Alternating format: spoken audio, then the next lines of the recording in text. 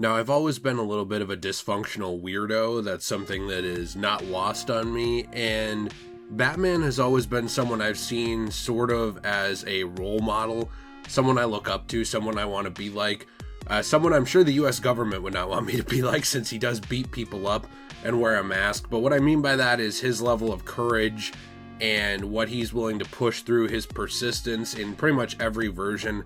It's something I really love and I've always connected with. You have versions like the DCAU, one of my personal favorites, where even, you know, up in basically his 70s and 80s, he still has the heart of Batman, even if his body can't keep up with that. His mind is still there.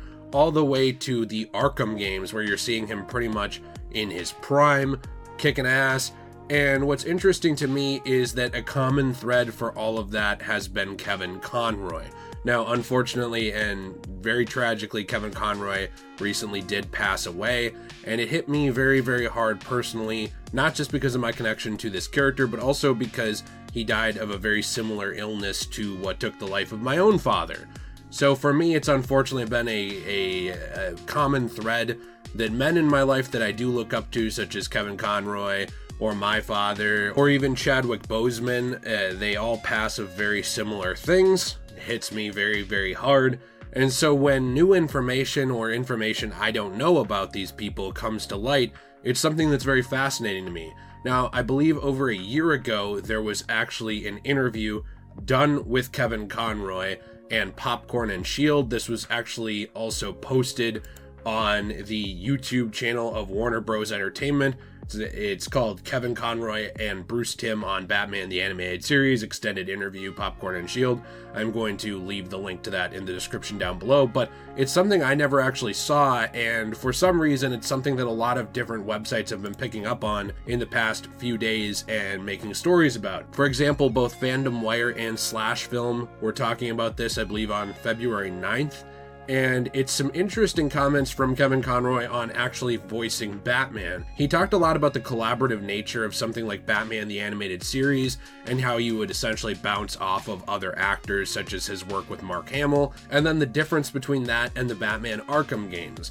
And the Batman Arkham games have been a long-standing focus, something we've talked about a lot on this channel, and something I truly love. So I kind of wanted to take a look at what his comments were, because I think that they're very, very interesting and kind of show you some of the lonely nature of some of the work he actually had to do in order to produce this voice. Now, it's important to remember that Kevin Conroy had to essentially be in an isolated sound booth for the Batman Arkham games, which was a little bit different from some of the other work he had done in the past, because they needed clean audio in order to pretty much insert these lines wherever they wanted.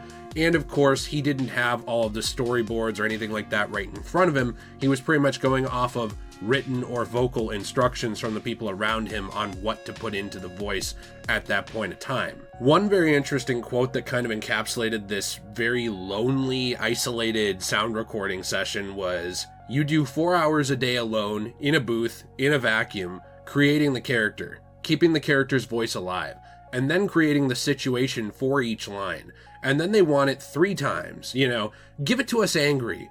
Oh, keep that anger and give it to us with a little irony. Oh, we love the anger and we love the irony. Now just sweeten it with a little bit of love. By the time you get out of there, you're pulling out your hair. You're going, what the F did they want me to say? So you do that for 4 hours, and then you get an hour for lunch. And then you do 4 hours more, and that goes on for a week, just you."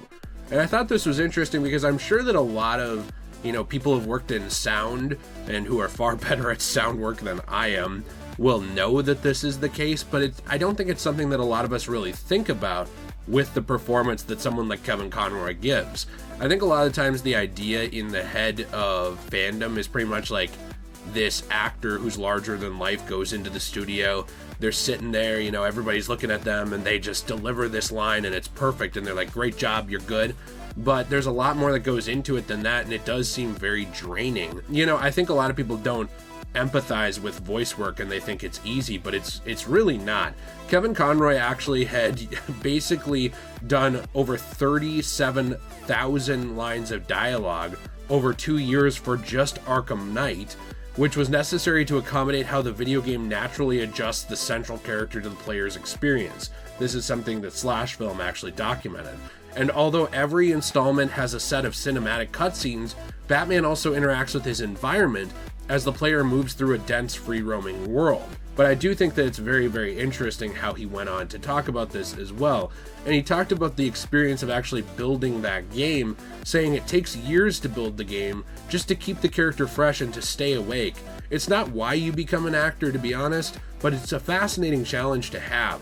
The result is so incredible to be able to watch people play it. They're really technical marvels. And I think it's really awesome to see not only how awesome Kevin Conroy delivered his performance and how impressed he was with the games, but how despite his hard challenges in the sound booth, actually working on these games and providing pretty much different ways to say the same lines, different tones of Batman and subtlety to it, he still walked away from this isolating experience super impressed and in love with the video games that they made. The reason I wanted to talk about this briefly is because it's something I think is really special, and I was really interested in these new, basically little tidbits of Conroy's past that kind of came to light again after the last few days that people have been talking about. And I think it really does go to show how much he actually cared about this series and what he put into this character. This was not something that he took as a joke. This was not something he just took as a paycheck. This mattered so much. And I really wish we could see that out of more actors and more directors and producers. It seems like a lot of times now, people just kind of make something to get paid. But with Kevin Conroy, there was a lot more to it than that. Yes, it was his job, but also it was something he truly cared about and had a passion for. So let me know what you think in the comments down below. Was this interesting to you? You know, are there any other interviews you'd want me to talk about in the future? I thought this was kind of a fascinating little look back at the past and at the Arkham games, since there's not really that many new pieces of information that come out about them over the years now. But let me know what you think. Please be sure to leave a like and subscribe if you enjoyed this. If you're interested, the join button down below should appear now, and that is the new channel memberships. There's all kinds of exclusives down there in the channel memberships that are pretty much just a membership thing. And also, of course, we do have a Patreon and also a secondary channel, Degenerate Plays, where we play through a wide variety of games. My wife Jill also has her own channel, Magical Jill, which I've been working on with her. I've been in a lot of the videos and it's really fun. So if you're interested in that, please be sure to check that out in the links down below as well. I hope you all have a fantastic day. And as always, everyone, stay shway.